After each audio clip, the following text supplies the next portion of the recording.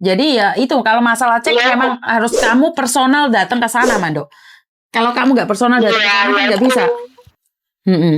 Iya, karena kan waktu itu yang diminta bukti waktu itu saya kan harus benar-benar pulang karena kan majikan benar-benar tidak bayar apa namanya levy-nya itu udah 6 bulan, jadi disidang lah di sana. Terus ditanyakan, majikan kamu punya utang nggak sama kamu? Saya bilang iya, saya belum digaji selama kerja. Terus ditanyain lagi majikan, kamu punya utang nggak sama ini mbaknya gitu? Iya gitu, uang dia di saya. Jadi selama saya kerja di situ tuh saya beli minyak, beli beras, saya pakai uang saya sendiri, Miss. Oh. Untuk rumah saya kasih makan majikan. Kalau saya dapat ampau lebaran itu kan saya ngumpulin belum bisa cara kirim uang gitu. Saya bilang saya mau kirim uang ke Indonesia buat anak saya, buat suami saya gitu ya. Ini saya mau kirim gaji saya yang itu, saya gitu, yang 4 bulan.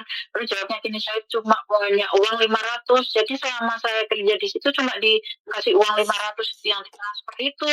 Jadi benar-benar keren, Miss. Majikan saya tuh. Jadi saya untuk belanja makan itu tuan, nggak ada beras, nggak ada ini.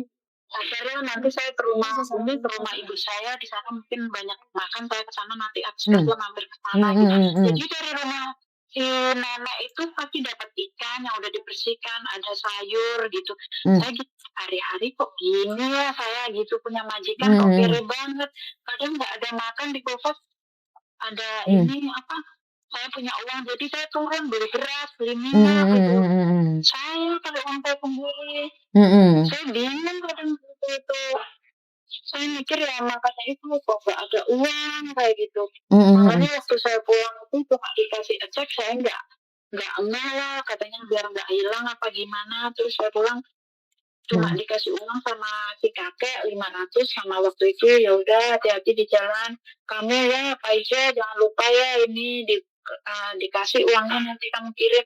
Iya Pak gitu. Kalau kamu sama nggak bayar dia punya uang nanti kamu di alam kubur ditagih gitu. Waktu itu saya telepon ke rumah kakek, si kakek sudah meninggal tinggal si nenek. Malah saya dimaki-maki sama si abangnya si Pak Ijo itu. Gini, kamu ya jangan telepon ke sini. Ibu saya sudah sakit. Saya udah nggak ada urusan sama Pak Ijo. Pak Ijo itu udah anak durhaka gitu. Terus ini urusan masalah bayaran kamu minta sama sana udah cerai, udah habis-habisan. Ya bukan urusan saya tuan. Saya gitu sama si abangnya si Pak Ijo itu.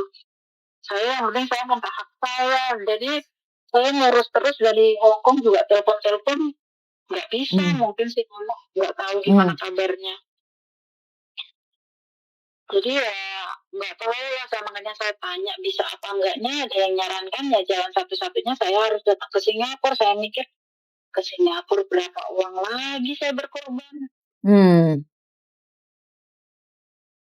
Ya intinya ya sudah kejadiannya sudah berpuluh tahun yang lalu kan? Iya. Halo? Iya 2004. Saya mikir gini loh Miss ya, kejadian ini ya curhatan hati juga, jangan sampai ada korban yang seperti saya gitu, mungkin yang kerja di Singapura, kerja di mana aja, jangan maulah bagaimanapun jangan terlalu polos, pulang cuma dengan sabar, bertahan juga. Saya makan juga sering pakai uang saya sendiri, ngasih makan majikan, nggak ada beras, biar gimana caranya biar makan semua karena saya jaga anak-anak kecil, anaknya 2 kecil-kecil 1 tahun sama 3 bulan kan mereka juga butuh makan gitu.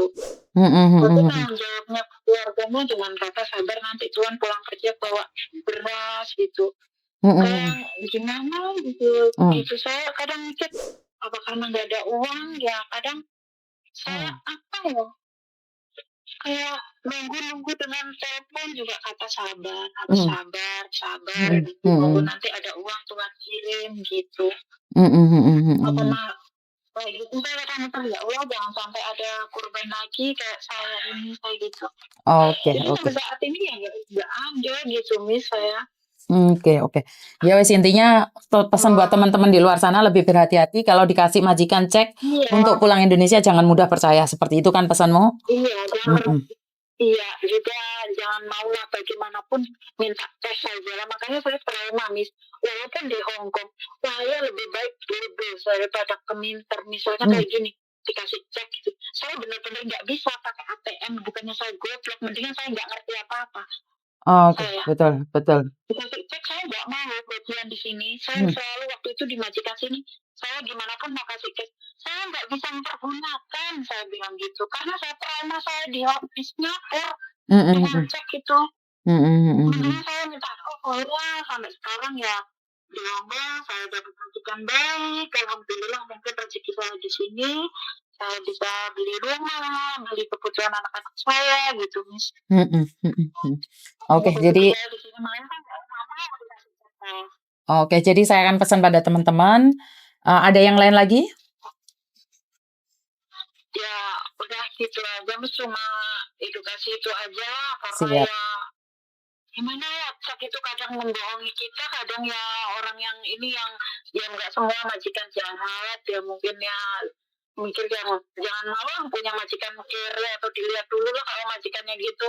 Oke, Kayak saya siap. nih jadi korban gitu. Oke, siap. Pokoknya antara itu ya, cek itu kadang ya nggak bener, kadang yang banyak nih majikan baik, kayak teman-teman selalu pakai cek ya baik banyak, mungkin karena nasib saya. Oke, oke. Oke. Makasih nggih. Padahal aku pengen main ke itu ya, Miss, sama ini liburnya Minggu apa Jumat, saya juga Jumat loh. Mungkin Jumat ini saya nggak libur, ntar saya update. Kalau Jumat ini saya nggak libur, ntar saya update. Hama? Saya liburnya Jumat loh. Kepengen Iya, teman-teman bisa ke situ. makanya saya bilang mungkin Jumat ini saya nggak libur, makanya saya akan update. Hama? Ya, insya Allah nanti kalau teman nggak libur saya ke sana lah, kepengen ini tatap muka bareng. Siap. Ngopi-ngopi bareng. Siap. Matur nembah nuwun nggih. Oke. Assalamualaikum. Terima kasih ya, Mas. Waalaikumsalam. Oke, buat mbak-mbaknya yang di luar sana saya selalu bilang cek itu bisa dituntut loh Mbak kalau kosong. Jadi cek itu bisa dituntut kalau kosong. Tapi saya nggak tahu Mbaknya dulu karena mungkin tidak ada informasi. Jadi kalau kamu dikasih majikanmu cek, saat kamu ngambil uang dan tidak bisa dicairkan uangnya itu kamu bisa menuntut Mbak. Karena di Hongkong ini ada undang-undangnya. Saya kurang tahu Singapura, sekali lagi bukan porsi saya Singapura. Karena saya tidak pernah ada di Singapura dan saya datang ke Singapura hanya untuk main saja. Jadi peraturan Singapura saya tidak tahu sama sekali. Saya tidak ingin sok tahu, apalagi nggak ngerti apa-apa. Itu aja dari saya. Buat teman-teman yang di luar sana lebih berhati-hati karena apes tidak ada dalam kalender. Wassalamualaikum warahmatullahi wabarakatuh. Berkat Tuhan mengalir atas kita semua. Semoga semua makhluk bahagia dan bye-bye.